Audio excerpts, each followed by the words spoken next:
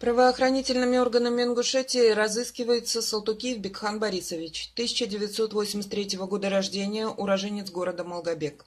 Ранее являлся сотрудником МВД России по Республике Ингушетия. Неоднократно привлекался к дисциплинарной ответственности за нарушение дисциплины. В 2008 году уволился из правоохранительных органов по собственному желанию. После этого нигде постоянно не работал.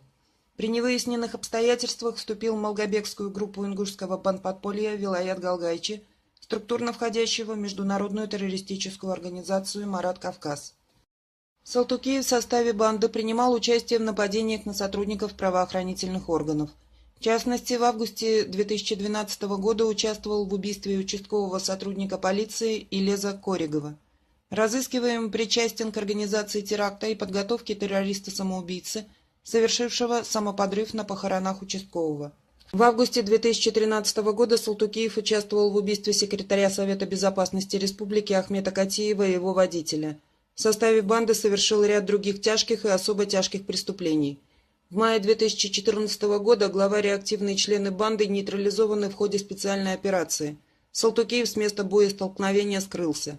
По оперативной информации, в настоящее время он предпринимает попытки по вовлечению в деятельность банподполья жителей Ингушетии. Вознаграждение за сведения о местонахождении Салтукиева Бекхана Борисовича гарантируется. Информация для пособников Салтукиева.